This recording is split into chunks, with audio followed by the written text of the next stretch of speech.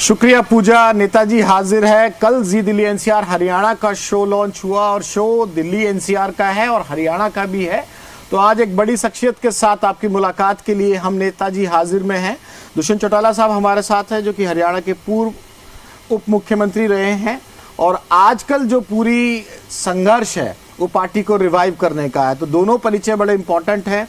वो पीक भी देखा और फिर जब 0 नंबर आए उसके बाद आगे की क्या लड़ाई रहेगी, क्योंकि रैली कर चुके हैं जोलाना में और वहां से ताल ठोक चुके हैं। लेकिन उन तमाम सवालों पर मैं आऊं, पहले आपको दिख रहा होगा ग्रीन बैकग्राउंड। दुष्यंत जी, हम यहाँ हैं तो मतलब जो किसान है अंदर का वो जागता है और दुष्यंत जी आ जाते हैं अपने फार्म हाउस पे खेतीबाड़ी करने भी। बिल्कुल है। और लांबा जी, बहुत ज़रूरी है कि खेती को मॉडर्नाइजेशन के साथ हम आगे लेकर चले। और जो ये सेटअप है ये हाइड्रोफोनिक्स है और इसके अंदर जो सबसे महत्वपूर्ण चीज़ है वो ये है कि मॉडर्न खेती को कैसे बेहतर तरीके से हम आगे लेकर जाएं और किसान की उपज का उचित दाम उसको मिले। तो उसके उपरांत एक एक्सपेरिमेंट ये किया था 1.5-2 साल पहले और मुझे खुशी है कि इस एक्सपेरिमेंट में कहीं ना कहीं नहीं, ये पीएच नापेगा। अच्छा, कि पानी का पीएच कितना है और ये बताएगा कि अगर 7 से ज़्यादा है तो हमें इसको कैसे डाउन करना है, 7 पे लेके आना है, और 7 से कम है तो बढ़ाना कैसे है।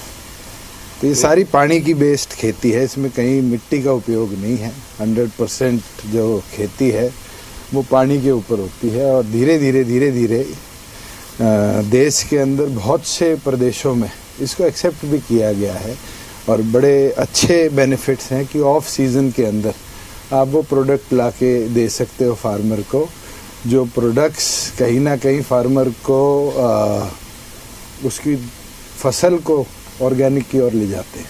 तो इसमें फर्टिलाइज़र, पेस्टिसाइड्स, इसका इस्तेमाल ना के बराबर होता है। जब आप उप मुख्यमंत्री थे, ये टेक्निक आपने कितने हरियाणा के किसानों तक पहुंचाई? इसका कोई फायदा खाली एग्रीकल्चर मिनिस्ट्री तो हरियाणा के अंदर अभी हाइड्रोफोनिक्स के ऊपर ज़्यादा काम हुआ नहीं है। अभी धीरे धीरे हम पॉली हाउस से जा रहे हैं इस ओर। मगर रिसेंटली मैंने 1-2 जगह देखा है जहाँ लोगों के पॉली हाउसेस लगे हुए थे, वहाँ फार्मर्स समय अनुसार अब एरोफोनिक्स और हाइड्रोफोनिक्स के ऊपर आ चुके हैं और धीरे धीरे इस टेक्नोलॉजी का जैसे जैसे उपयोग करेंगे, मुझे लगता है आगे उसको वो फसलें समय पर निकाल पाएंगे जिसकी मार्केट डिमांड होती है, मगर वेदर और टेम्परेचर के साथ वो प्रोडक्ट नहीं बना पाता। तो फिर डॉक्टर अजय सिंह चौटाला साहब, जो कि आपकी पार्टी के राष्ट्रीय अध्यक्ष हैं, आपके पिता भी हैं, आपको तो इतना बड़ा लीडर बता रहे हैं, किसान लीडर बता रहे हैं कि उसमें सर छोटू राम भी छोटे हैं और देवीलाल भी छोटे हैं और काफी चर्चा और उसको क्रिटिसाइज भी किया जा रहा है। कहाँ ये बोला गया कि वो छोटे हैं? आप उनसे बड़े हो। उनने ये कहा कि आर्थिक आजादी किसान को मिले और आप किसी फार्मर के पास चले जाइए, आज से पहले फार्मर जब अपनी फसल बेच के आता था तो उसकी फसल का पैसा आड़ती के खाते में जाता था और लिमिट जो बैंक की थी वो आड़ती की बनती थी। हमने 2020 के अंदर जब वीट की प्रोडक्ट बेची गई तब एक कदम उठाया और वो कदम ये था कि फार्मर का पैसा जो है वो पैसा फार्मर के खाते में जाए और फार्मर के खाते में जाएगा। मुझे खुशी है कि 4 साल से हरियाणा के फार्मर्स की आज आप अकाउंट उठाकर देखो तो लाखों रुपए उनके खाते में आए और लाखों रुपए जो आए हैं कहीं ना कहीं उससे उसकी लिमिट बनी है और जैसे जैसे लिमिट बनी है उसको जो फाइनेंशियल इंडिपेंडेंस हम कह देते हैं, आर्थिक आजादी, वो मिली है क्योंकि उसको आर्थिक के पास जाके एग्जैक्टली क्या कहना चाह रहे थे डॉक्टर साहब? डॉक्टर साहब ये कहना चाह रहे थे कि इतना लंबा समय हो चुका कि जो हमारे फाइनेंशियल इंस्टीट्यूशंस थे वो फाइनेंशियल इंस्टीट्यूशंस फार्मर को लोन देते ही नहीं थे।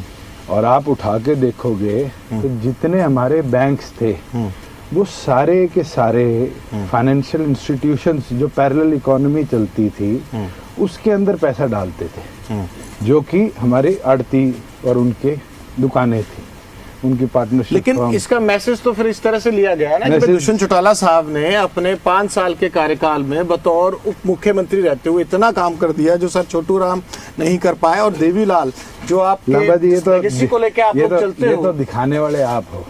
आप उसको किस रुख मोड़ोगे और किस रुख दिखाओगे वो डिपेंड। नहीं तो ट्रांसपेरेंट होकर मैं सवाल पूछ रहा हूँ आपसे। मैं भी तो ट्रांसपेरेंट होकर बता रहा हूँ कि डॉक्टर साहब ने जो बात बताई वो यही थी कि जो फाइनेंशियल इंडिपेंडेंस दशकों से हम किसान को नहीं दे पाए, वो फाइनेंशियल इंडिपेंडेंस फार्मर को मिली। और आज मुझे खुशी है, जो फार्मर राबी की खरीफ की 2 क्रॉप बेच के आता है, अगर 2 एकड़ का फार्मर है तो लाख रुपए से ज्यादा उसके खाते में सरकार डालती है। जब लाख रुपए किसी के खाते में आते हैं तो ऑटोमेटिकली उसकी लैंड वैल्यूएशन जो बैंक में होती है वो मल्टीपल हो जाती है, और मल्टीपल हो जाती है तो जो उसको फाइनेंशियल सपोर्ट चाहिए था बैंक लोन के तौर पर वो उससे ज़्यादा मिलता है। और आज अगर हम इस चीज़ को स्टडी करें तो जो केसीसी पहले हरियाणा में पर एकड़ 3 लाख रुपए थी, आज वो केसीसी हरियाणा में फार्मर को 10 से 15 लाख रुपया लिमिट का देती है। तो फार्मर की इंडिपेंडेंस तो बड़ी है। तो फाइनल नोट पे से क्या खत्म करे कि भाई काम उन्होंने भी किया, काम आपने भी किया, मैं आपको, छोटा बड़ा वो आपको सर छोटू राम की बात करें तो भाखड़ा नंगल डैम से बड़ी नॉर्थ इंडिया के अंदर परियोजना कोई नहीं हो सकती जिसको सर छोटू राम ने लाने का काम किया। 10,000 रुपया किसान का कर्जा माफ करने की बात थी, जो आर्थिक बोझ था, दबाव था किसान के ऊपर, उससे मुक्त करवाया। आज फाइनेंशियल इंडिपेंडेंस की बात है। आप भी तो लोन लेते हैं, गाड़ी लेते हैं, बच्चों की स्कूल फीस भरते हैं, हर चीज के लिए आपको इंस्टीट्यूशंस के पास, बैंकों के पास जाके लोन लेना पड़ता है। वो आपको इसलिए मिलता है क्योंकि आप वाइट में सैलरी लेते हैं। फार्मर क्योंकि पहले पैसा ही खाते में नहीं ले पाता था और आड़ती के पास जाकर 2-2 दिन, 1-1 दिन बैठ के और 1/4 पैसा ले लेता था ज्यादा से ज्यादा, उसको इंडिपेंडेंस थी नहीं। तो मतलब उतना तो नहीं कर दिया ना आपने, करना और बाकी है। नहीं, अभी तो मेरा जीवन काल बहुत बड़ा है। मैं तो ये मानता हूँ एक छोटा सा कदम हमने उठाया है और इसके बाद तो पता नहीं कितने कदम हमें और उठाने पड़ेंगे। लेकिन कदम उठाएंगे कैसे? आप जुलाना रैली पे बात तो कर रहे हैं, वोट परसेंटेज जो अपना पिछला चुनाव गया 24 का, वो बिल्कुल एक तरह से हो गया आपका 1% से भी कम, और सीट आई 0।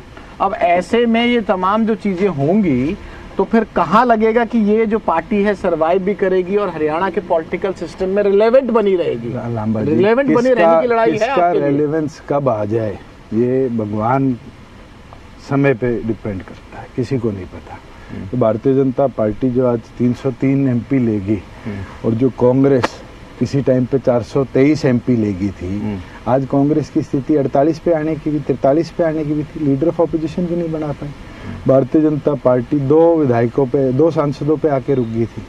तो ये तो समय है, मेहनत करेंगे तो मेहनत का फल भी मिलेगा। और हमारा काम राजनीतिक तौर पर जनता के मुद्दों को उठाना है।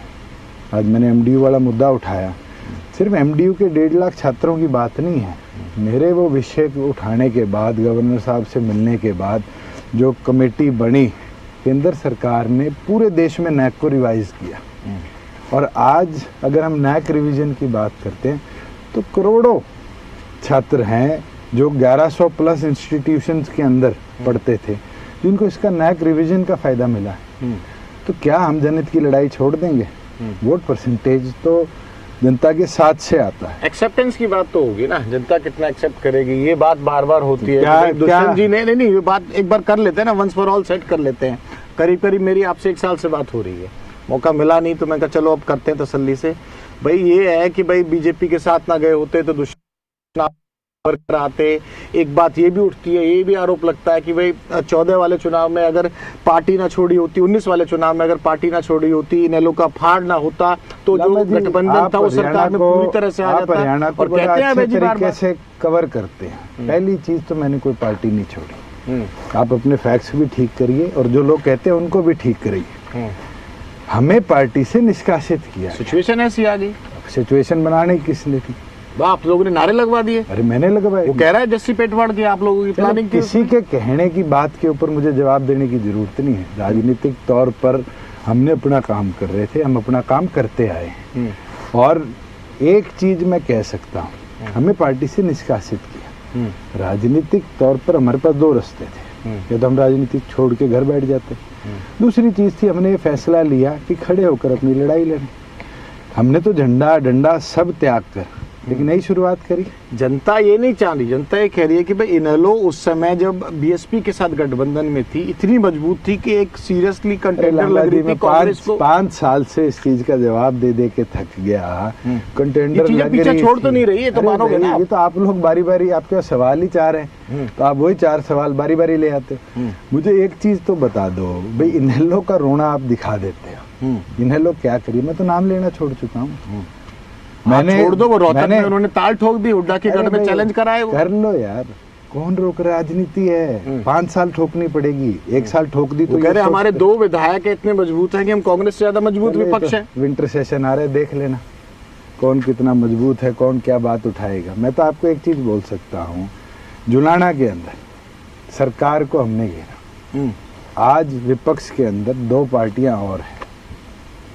दोनों पार्टियों ने मुझे 4 मुद्दे बताओ जो पिछले 6 महीनों में सरकार के विरोध पे कोई मुहिम उठाई हो।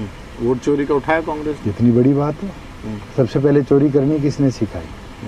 आप तो शायद कॉलेज में थे 98 में, चौधरी देवीलाल जी चुनाव लड़े, 350 वोटों से हराया। किसने हराया? डाटा आंकड़ा आपके पास भी है, एक नहीं है। इस देश में कितने हैं? जयतीरथ दहिया और इंद्रजीत दहिया का चुनाव था, 3 वोट से डिक्लेयर कर देता है और 4.5 साल बाद हाईकोर्ट अपहेल्ड करता है उसको और जजमेंट देता है कि चुनाव गलत था। तो आप कह रहे हो कांग्रेस ने सिखाया और बीजेपी ने नहीं की? बिल्कुल, जो कांग्रेस सीबीआई से करती थी बीजेपी आज ईडी से कर रही है। तो क्लीन चिट बीजेपी को भी नहीं दे रहे ना आप? क्यों दे? आज गड़बड़ है, इतने बड़े लेवल पर गड़बड़ है कि 20 वोट एक विदेशी महिला के चित्र लगाकर बन जाते हैं सीमा स्वीटी के नाम पे। तो ये क्या चीज फैक्चुअली करेक्ट है? और मैं तो हैरान हूँ कि इलेक्शन कमीशन एक ऑटोनोमस बॉडी है और ऑटोनोमस बॉडी का मतलब होता है कि वो बैलेंस करके पक्ष विपक्ष सबकी बात सुने। इलेक्शन कमिश्नर आकर प्रेस कॉन्फ्रेंस कर कहता है कि हमें एफिडेविट लिख के दो, इसका मतलब तो वो पक्ष की तरफ है, विपक्ष की तो सुन ही नहीं रहा। बल्कि ऑटोनोमस बॉडी का तो ये काम होना चाहिए कि वो विपक्ष की बात ज्यादा सुने। दुष्यंत जी, मेरा एक सवाल है, एक कंफ्यूजन होती है। देखिए, विपक्ष भी अलग अलग तरह के हैं, आपके पास नंबर्स नहीं है, आपने कहा कि कई मुद्दे उठा रहे हैं, दैट्स वेरी गुड। आप पॉलिटिकल पार्टी हो, आपको हक है अपनी लड़ाई लड़ने का। इनेलो के पास 2 हैं, वो भी उठा रहे हैं, कांग्रेस के पास 37 भी हैं। ये कंफ्यूजन पता क्या हरियाणा में? ये लग रहा है कि आपस में विपक्ष लड़ रहा है और सत्ता पक्ष की तरफ फोकस ही नहीं है। आप लोग के इंटर कॉन्ट्रैक्टरी जो अपने बयान होते हैं उसी पर बीजेपी वाले स्वाद लेते हैं। राजनीतिक पार्टियां क्या दूसरी पार्टी के लिए चुनाव लड़ेगी? कभी भी नहीं लड़ेगी। राजनीतिक दल तो अपनी आवाज को, फर्स्ट टारगेट क्या है? वो कह रहे हैं कि बीजेपी को तो हटाने का टारगेट ही नहीं है, आपस में लगे। हुड्डा साहब कह रहे हैं कि सब लोग मेरे पीछे लगे हुए हैं। दीपेंद्र कह रहा है कि बापू बेटा याद आते रहते हैं इनेलो वालों को, इनको बीजेपी से नहीं लड़ना है। आप फिर मेरे को इनेलो का बना देते हो। हमने छोड़े आज 6 साल हो गए इनेलो, और आप सबकी ये बात कर रहे हैं कि अलग हमारे पीछे लगे रहते हैं। जो मुख्य सत्ता में पक्ष है उसकी कोई बात नहीं कर रहा। 6 साल हो गए छोड़े, आप मेरा पेंडा छोड़ दो। 6 साल हो गए, हम तो नाम लेना छोड़ चुके हैं। आज हमें लड़ाई लड़नी है तो सत्ता की कमियों के विरुद्ध लड़नी है और उसको मजबूती से लड़ेंगे। आपको कहीं गैर हाजिर नहीं दिखेंगे। चलो, हम नाम लेना छोड़ दोगे, वंस फॉर ऑल एक सेटल हो गया। हालांकि उसमें मना कर दिया रणजीत सिंह चौटाला साहब ने भी, अभय सिंह चौटाला साहब ने भी। वो परिवार को रिकंसिडर करने की या रिकलेक्ट करने की या इकट्ठे आने की वो गुंजाइशें सब खत्म हो चुकी हैं, या कोई ऐसा मौका भी आएगा जो पुराने लोक दल वाले और आप तो परिवार हो, क्या कभी साथ आ सकता है? बात के ऊपर डॉक्टर अजय सिंह चौटाला जी ने बड़ा स्पष्ट तरीके से जवाब दे दिया था और मुझे नहीं लगता कि हम उससे ज्यादा चर्चा करें। इस चीज को खत्म करें। आपको शौक है तो आप ज्वाइन कर लो। आज मैं कह रहा हूँ पत्रकारिता में फिर अगर पॉलिटिकल पार्टी का एजेंडा लेकर चलना है। नहीं, किसी का कोई एजेंडा नहीं है। जो सारे सवाल तैर रहे हैं हरियाणा में, तैर नहीं रहे। ये बात बारी बारी आप जैसे 4 साथी लेकर आते हो। कोई पॉलिटिकल आदमी इसकी चर्चा नहीं करता। मैंने तो आज तक नहीं सुना कि कोई पॉलिटिकल आदमी इन मुद्दों को लेकर आता। रणजीत सिंह चौटाला साहब ने उठाया था मुद्दा, अपनी तरफ से प्रयास किया था, अगलों को जवाब मिल गया और बड़ा मीठा जवाब मिल गया। अब उससे ज्यादा क्या मैं बोलूँ इसके ऊपर। आगे की जो राजनीति है, एक जो चैलेंज नजर आता है, देखिए इस बात में कोई दो राय नहीं है, सत्ता है नहीं है, वो तमाम चीजें चलती रहेंगी। दुष्यंत चौटाला साहब के आईक्यू की तारीफ सत्ता पक्ष खासतौर से बीजेपी के लीडर्स भी किया करते थे। लेकिन जितना मैं हरियाणा को जानता हूँ, 20 साल का मेरा छोटा सा करियर है, उसमें यह है कि इनेलो या उस लोकदल की विचारधारा से निकले चौटाला परिवार या ताऊ देवीलाल वाले, वो ग्रामीण इलाकों में तो मोर और लेस कहीं ना कहीं एक्सेप्ट हो जाते हैं, लेकिन शहरी में और कहें कि फिर गैर जाट मतदाता में एक्सेप्टेंस इस पार्टी की नहीं आएगी, क्या उसके बिना काम चल जाएगा? लामा जी, एक चीज मैं आपको फैक्चुअली बताऊं, अगर मैं तो देवीलाल के निधन से लेकर और 29 के चुनाव में जाऊं तो लगभग 3 दशक का समय है। इन 3 दशकों के अंदर रूरल से अर्बन मूवमेंट जो है वो इतनी ज़्यादा बढ़ चुकी कि लगभग 30 से 32% लोग आज बच्चों को पढ़ाने के लिए, रोजगार के अवसर के लिए शहरों की तरफ आ गए। और इवन देन जो ओल्ड एज लोग हैं वो बेटर हेल्थ केयर के लिए रूरल से अर्बन शिफ्ट हो रहे हैं। हम 29 में जब जाएंगे ना, शायद ये 32% का नंबर जो है वो 35-36 तक चला जाए। आज हमें लड़ाई अर्बन रूरल कनेक्ट की नहीं करनी कि भाई अर्बन ऐसा है, रूरल ऐसा है। आज हरियाणा के हर एक मैं तो आपकी एक्सेप्टेंस की बात कर रहा हूँ। जेजेपी को क्या शहरी इलाकों में जो बाकी मतदाता है वो एक्सेप्ट कर पाएंगे? बिल्कुल करेंगे भाई। आप 10 सीट जो आई थी, अपनी पूरी बेल्ट सीट निकाल के देख लो। जेजेपी बनी, सत्ता में आई, 10 सीट अगर जो मेरे कहाँ आप अगर मेरे 16% वोट शेयर की आप डिवीजन को निकाल कर देखोगे तो हमें अर्बन एक्सेप्टेंस मिली थी, हमें वोट शेयर मिला था। हमारा कोई साथी जीत ना पाया हो और वोट शेयर हमें अच्छा मिला। आगे लेके चलना है, इसको यहाँ रोकना नहीं है। अब नए नए युवा साथियों को ये अपॉर्चुनिटी हम देंगे कि वो पार्टी की तरफ से चुनाव लड़े और शहरी आदमी शहर के अंदर शहर के मुद्दे उठाता है और उसको वो अवसर मिलेगा तो क्यों नहीं है? आपके पास इतने लीडर्स ओबीसी में है, दलित में है, पंजाबी में है, बाकी में है। ये सिर्फ एक पार्टी ना बन के रह जाएगी। लीडर ये मैं आपको लाभा जी एक फैक्चुअल चीज बताता हूँ। भजन लाल जी का टाइम था, आप फरीदाबाद से हो, फरीदाबाद के अंदर एसी चौधरी, भाटिया जी, कितने पंजाबी नेता होते थे। आज कोई एक बच्चे हो रहे हैं ना, तो आप कहते हो भाई गठड़ी पुराणों की लेके ही चलेंगे। आई एम नॉट सेइंग गठड़ी, मैं कह रहा हूँ कि क्या जेजेपी की तरफ ऐसे है एक जो ना एक कहते हैं कि भाई एक जंग है, राजनीतिक जंग है। आपके तोप खाने में सारे हथियार हैं क्योंकि ये चेकलिस्ट तो चेक होती है ना। मैं वर्ल्ड वॉर 1 वाली वो बंदूक जिसमें ऊपर से बारूद डाल के डंडी मार के चलाया करते थे वो संभाल के रखूं और कहूँ आज के मॉडर्न वॉरफेयर में लड़ पाऊंगा तो क्या लड़ पाऊंगा?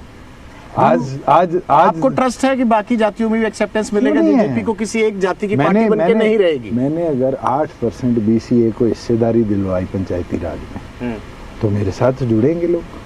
अगर आज मैं कहूँ कि BC/SC को एजुकेशन में हम 50% हिस्सेदारी दे पाए थे, हमारा इलेक्शन एजेंडा था, बीजेपी का नहीं था। आज तो बीजेपी गुणगान कर रही है, हम लेके आए थे। एक उदाहरण बात करें, आप मुझे फैक्ट्स टैग कर देना क्योंकि सन मुझे याद कम रहते हैं। ताऊ देवीलाल साहब जब आए थे बम्पर तरीके से, जब पूरा एक छत्र किया था, जो मुझे बताते हैं बड़े बुजुर्ग, मैं तो उस समय नहीं था ना, वोटर था। और उस समय कहा जाता था कि ताऊ देवीलाल की जो किचन कैबिनेट थी या फिर कहीं कोर कमेटी थी, उसमें हर वर्ग के ऐसा रिप्रेजेंटेशन था कि हरियाणा के पास चॉइस नहीं थी। उन्होंने सबको सम्मान दिया, सबको कुर्सी दी, इस वजह से इतनी बम्पर आई कि वो सारा हरियाणा के लीडर बन गए। वो देखो देवीलाल जी कोई एक दिन में सबको साथ नहीं ले पाए। नामा जी, मेहर को राजनीति के अंदर आज 13 साल मात्र में 13 साल के अंदर अगर मैं जनमत को पक्ष में ला पाया, डॉक्टर अजय सिंह चौटाला जी के नेतृत्व के अंदर हम आगे बढ़ पाए तो एक्सेप्टेंस थी।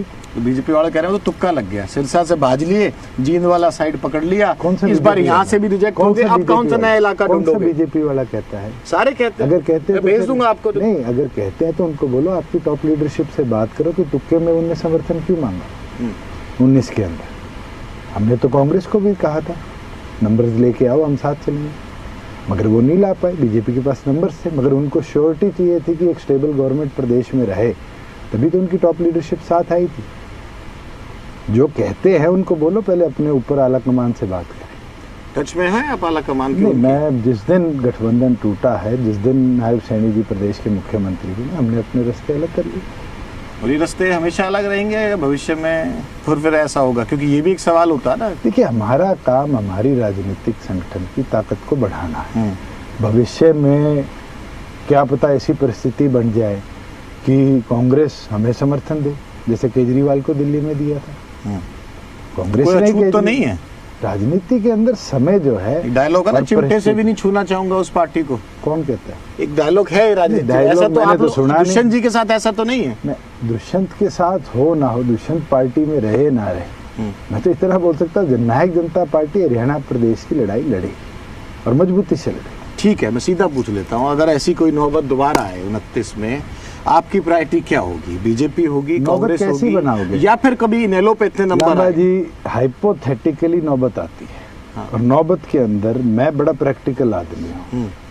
मैंने जब बीजेपी वाला मैनेजमेंट तो आपने अलायंस रिग्रेट किया एक दो बार, अरे भाई, आपकी किया। पार्टी में अजय चौटाला साहब ने भी किया। अरे करा भाई, मगर उस समय परिस्थिति में क्या कांग्रेस के पास नंबर थे जो हम उनको साथ लेके चलते? अहमद पटेल साहब वाला खुलासा कर दिया आपने इस बार। करा है, मेरी बात हुई थी क्या बात हुई थी? कि भाई आप नंबर इकट्ठे करके हमें बताओ। पहला नंबर ऑफर बोला। किसका था? बीजेपी का पहले था, कांग्रेस कांग्रेस का से था? बात हुई थी इनिशियली। नहीं, फर्स्ट किसने आपको अप्रोच किया? देखिए, सबसे पहले मेरे पास जो कॉल आया गवर्नमेंट के अलायंस का, वो अहमद पटेल जी का है और उनने एक ही बात कही थी कि जी हम इंडिपेंडेंट से बात करें।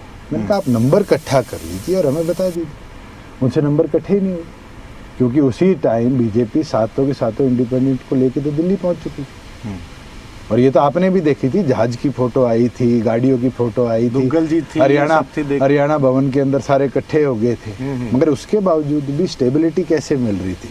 स्टेबिलिटी जब दो पार्टीज मिलकर लड़े और वही हुआ। कांग्रेस के पास तो ये एक लॉजिक आप देते हो, उसको मैं काफी हद तक मानता भी हूँ कि भाई अगर मैं ना साथ देता तो ना मेरे पास ये झंडा बचता, ना ये जेजेपी बचती और ये सारे विधायक चले जाते। और हुआ भी, जो विधायक आपके थे जिनको मंत्री भी कई को बनाया, बबली का मैं उदाहरण दे सकता हूँ और बाकी का दे सकता हूँ, एक आध को छोड़ के सारे के सारे चले गए। तो वो उस समय की मजबूरी भी थी कि कहीं ना कहीं इस पार्टी को बनाए रखने के लिए, और जिन कार्यकर्ताओं ने आप पे विश्वास जताया था।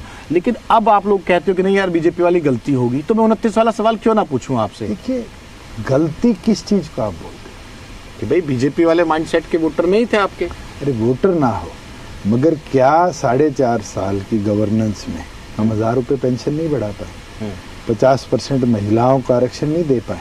75% लोकल पत्र के वादे एम्प्लॉयमेंट तो पूरे नहीं हुए। क्यों नहीं हुए? कौन सा नहीं हुआ? पूरे नहीं हुए ना। अरे पूरा कौन सा? बीजेपी ने कर दिया, कांग्रेस ने कर दिया, चौधरी लाल ने कर दिया।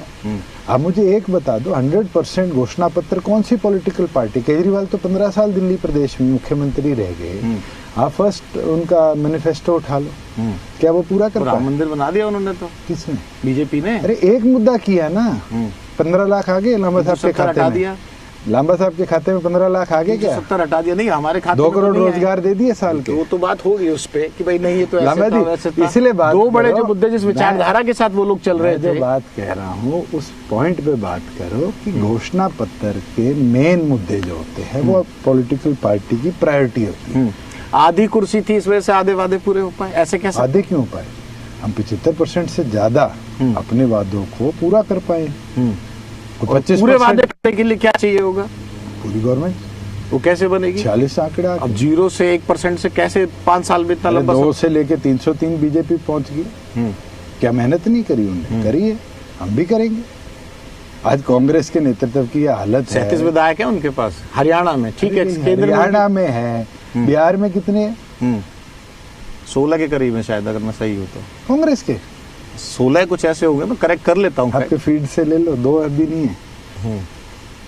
ठीक है, टोटल बिहार वाला विपक्ष ही 40 से नीचे है, 243 के अंदर, उसमें 16 आप कांग्रेस के मारे। तो ये फैक्ट मैं चेक कर लेता हूँ बिहार वाला। तो आप 37 तो है हरियाणा में। अरे भाई, हरियाणा में 37 है, 37 के एक हुड्डा साहब कह रहे हैं कि एक खत्म साथ नहीं हुए, है। मजबूत विपक्ष है। अरे तो बनो ना, दीपेंद्र भी मेहनत कर रहा है, बहुत वो भी यंग है आप ही की तरह, और आपसे ज्यादा एक्सपीरियंस है, देता हूँ सारे यंगस्टर्स लोगों को। के साथ रहता है, आओ तो सही। लोग उसकी बाजू पकड़ लेते हैं, बड़ा इजी भाई, एक्सेसिबल है वो। मैंने कब कहा नहीं है? मैं तो कह रहा हूँ आओ पॉलिटिक्स के अंदर, भाई मैदान आपका है। आपने ही तो 10-10 लोगों को लॉलीपॉप दे रखी थी इस चुनाव में, हर सीट पर। क्या रिजल्ट आया?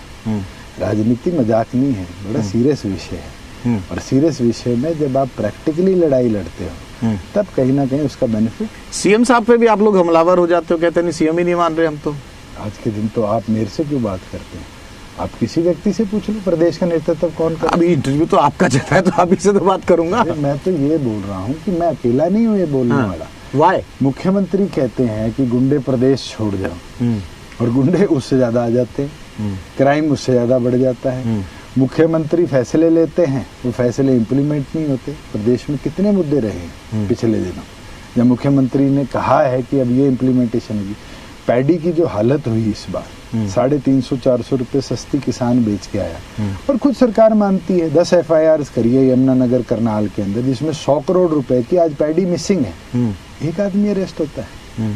ये हालत मंडी है सचिव को सबको किया चार्जशीट। सस्पेंड चार्जशीट करना छोटी सी चीज है। 100 करोड़ रुपए गायब होना क्या इतनी छोटी चीज है? तो वो भी कहेंगे कि भाई हम तो गलती रोक रहे हैं, पकड़ रहे हैं, हम तो अरे एक्शन ले रहे हैं, छुपा नहीं रहे। पकड़ तो लो। मैं तो मनोहर लाल जी जब मुख्यमंत्री थे 2019 नवंबर की बात है, हरियाणा भवन की वीडियो है, हमने सारे प्रदेश के मिलर्स को बुलाया था और 2 दिन का टाइम दिया था फिजिकल वेरिफिकेशन के लिए। क्रॉस डिस्ट्रिक्ट टीम्स बनाई थी, एक एक मिल की पीवी करवाई थी और उस समय 4 लोग पकड़े गए थे, चारों सजा काट रहे हैं। तो जिस सरकार में दुष्यंत जी रहे डिप्टी सीएम, उनके जो सीएम थे और अब प्रदेश के जो सीएम है, क्या डिफरेंस है दोनों? मैं तो कहता हूँ मनोहर लाल जी चला रहे हैं आज के दिन। आज किसी से पूछ लो। मनोहर लाल जी कैसे चला रहे हो? तो आपके पास 2 बड़े मंत्रालय हैं, दिल्ली में एक्टिव है। फिर हफ्ते का एक चक्कर हरियाणा का कैसे लगता है? वो करनाल के सांसद हैं, वो बहुत सांसद रहे हैं जो आज केंद्र में मंत्री हैं, उनका पूछ लो कितना कॉन्स्टिट्यूंसी टाइम और फील्ड। वो राज और खाज वाली बात है क्या अपने हाथ वाली? चलो आपने मेरे मुंह की बात कह दी। चलिए आगे का फिर क्या रोड मैप है? कुछ तो ऐसा हो कि भाई दुष्यंत चौटाला ये प्लान कर रहे हैं, जेजेपी ये प्लान कर रही है। और हाँ, एक सवाल इससे जुड़ा हुआ है, जींद, जुलाना, उचाना कला, आपकी खुद की सीट जितने नंबर पीछे रहे और एग्जैक्ट मुझे याद नहीं आ रहा, 4थे या 5वें नंबर पे आप खुद भी रहे, तो वो तमाम चीजें होते हुए स्टिल आपको विश्वास है कि जो राजनीति का गढ़ है जींद, वहीं से रिवाइव होगा? क्योंकि पांडु भंडारा से आप लोगों की शुरुआत हुई थी। नहीं, आपकी रैली के सिलेक्शन की मैं बात कर रहा हूँ।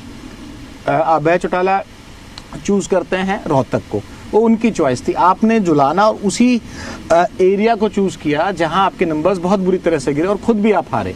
देखो लांबा जी, जुलाना इसलिए चूज किया डॉक्टर अजय सिंह चौटाला जी ने कि आप हरियाणा का नक्शा देखो और उसमें चाहे आप होडल से लाइन मारो, चाहे आप रायपुर रानी से लाइन मारो, चाहे आप राय मलिकपुर नांगल चौधरी से लाइन मारो, चाहे चौटाला सिरसा से मारो, अगर एक सेंटर पॉइंट कोई बनता है तो जुलाना है। सबकी एक्सेसिबिलिटी, पार्टी का स्थापना दिवस था, जींद जिले को ये दिया गया था, एक्सेसिबिलिटी में जुलाना चूज किया और मुझे लगता है हम कामयाब रहे।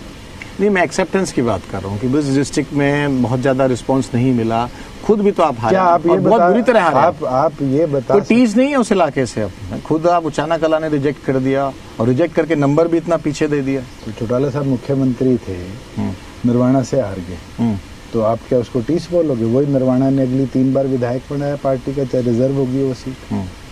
टीस या ट्रस्ट मतलब है कि इस लाइफ है मेरे लिए राजनीतिक तौर पे नहीं। मेरे आंकलन जो है वो चौधरी देवीलाल जी। एक वादा आपने जरूर पूरा किया। इलेक्शन से पहले मैं बार बार आपसे पूछता था कि भाई 2 सीट से लड़ रहे हो दुष्यंत जी, आप छोड़ के चले जाओ। आपने कहा कि भाई लिख के ले लो। जब चौधरी वीरेंद्र सिंह पूछा करते थे, मुझे याद है, अब मेरे कैमरे पे आपने कहा था। मैं एक चीज कह सकता हूँ, ट्रस्ट 29 के लिए भी कह दो आज।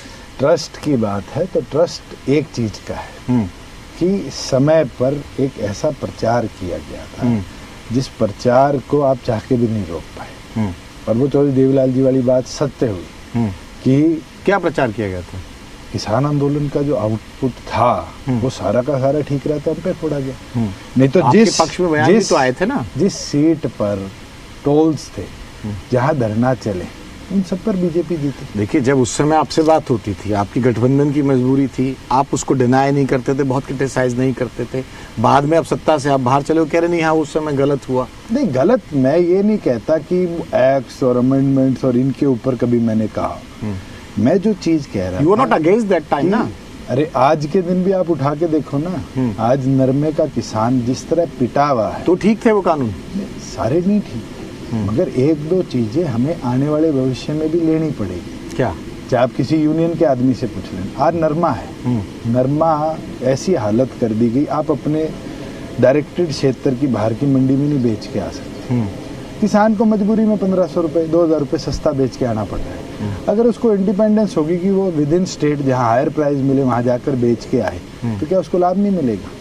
मार्केट खुली होनी चाहिए, बड़ी होनी चाहिए, ऑप्शंस होने चाहिए सेल्स के। जब व्यापारी के पास ये फायदा है कि वो एमरॉन की बैटरी और आंध्र प्रदेश में बन रही है और हरियाणा आके बिक रही है, तो हमारा क्यों नुकसान हुआ किसान आंदोलन का? आपको क्यों हुआ? बीजेपी को क्यों नहीं हुआ? भाई उनकी सरकार सेंटर में वो बैठे, वो किसान आंदोलन लेके आए, वो फिर वापस आए, वो लट चलने का आरोप उन पे, आप पे तो गृह मंत्रालय भी नहीं था, लट चलाने का आरोप भी नहीं लग सकता आप पे। अभी 5 साल से मैं इसी पे जवाब देता रहूं, भी मेरे क्यों नुकसान? नहीं, अभी को बात निकल गई, आपने कहा कि पूरी तरह से गलत नहीं। मुझे तो नुकसान झेलना पड़ा और वो बात तो देवीलाल जी वाली सच हुई कि समझाना मुश्किल है, बताना आसान है।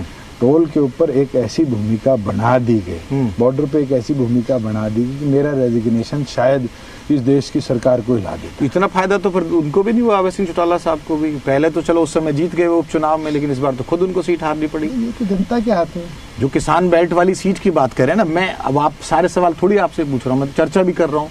मैं ठीक ठाक राजनीतिक समझ होगी आपको, और क्योंकि आप तो सत्ता पक्ष में और वैसे भी रहे हैं, पूरी राजनीति परिवार से आती है।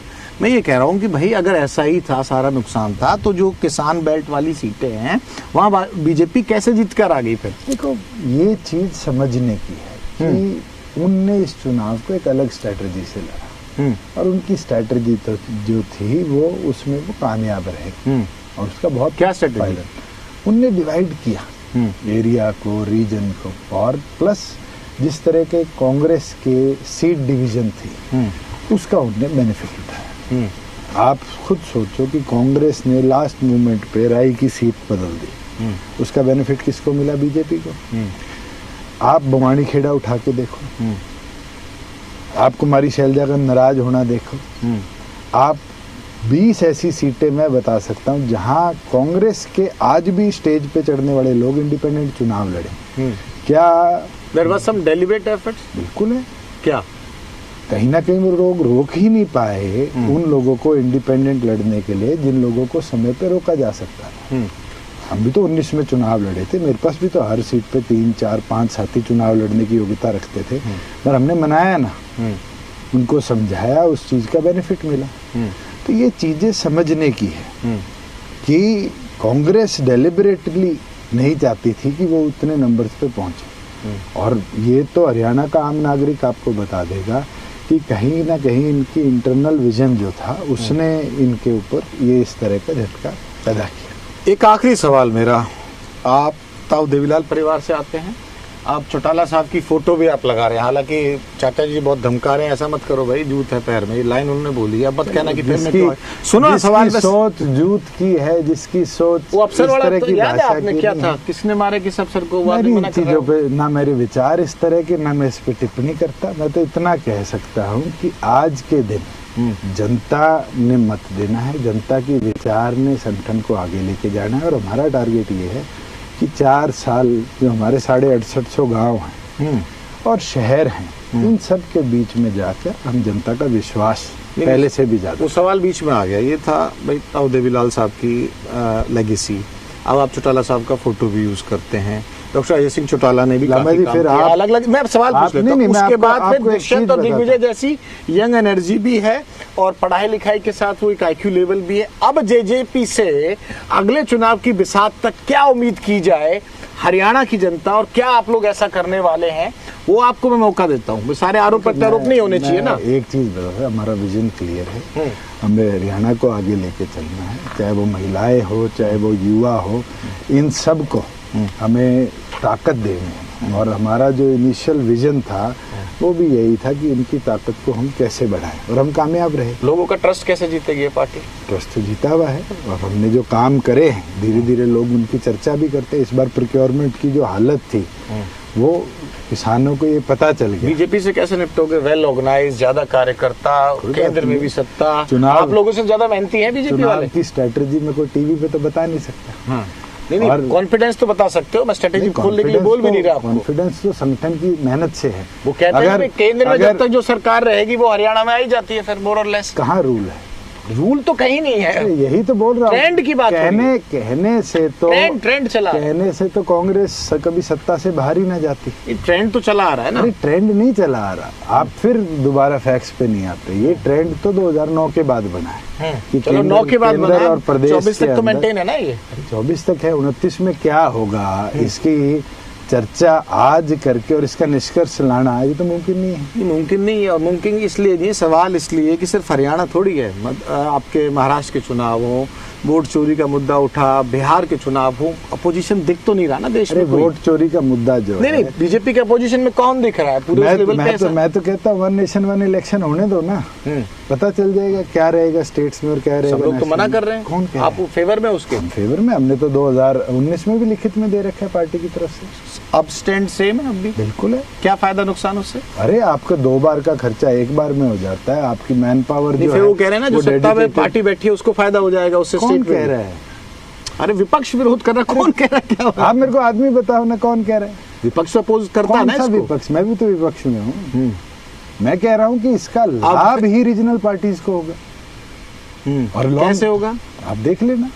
नहीं थोड़ा तो बताओ, समझाओ। अरे भाई आज के दिन आप 10 स्टेटों में सरकार में हो और एक स्टेट में चुनाव होता है, 9 प्रदेशों की मैन पावर उस स्टेट में लगती है। जब पूरे देश में इकट्ठा चुनाव होगा तो आपकी स्टेट की लीडरशिप की कैपेबिलिटी पे चुनाव लड़ा जाएगा, और स्टेट की लीडरशिप पे लड़ा जाएगा तो रीजनल पार्टीज को लोग ज्यादा जन समर्थन देंगे।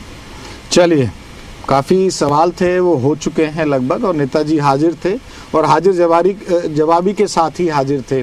कई सवालों के जवाब भी हो पाए और कई सवाल ऐसे हैं जो आगे भविष्य में तय होंगे, और हाइपोथेटिकल सवालों के जवाब कुछ आपने दिए नहीं। लेकिन मैं जो सवाल पूछ रहा था मैं तो जनता के हिसाब से और हरियाणा की नब्ज के हिसाब से पूछ रहा था, भाई एक्सपेक्टेशन क्या है, या जितनी मेरी समझ है जिन लोगों के मैं बीच में बैठता हूँ। लेकिन लगभग आपने कोई डग आउट नहीं मारा, उसके लिए आपका शुक्रिया। ये नहीं ये स्किप करो, ये मत करो। और भाई ये भी बता दूं मैं आपको, ये पूरा इंटरव्यू अनएडिटेड है और सीधा चल रहा है। ना इन्होंने कोई तैयारी किया, ना इनके हाथ में कोई पर्चा है, ना मेरे हाथ में कोई पर्चा है, क्योंकि यहाँ नेताजी हाजिर हैं। बहुत बहुत शुक्रिया भूषण जी आपका।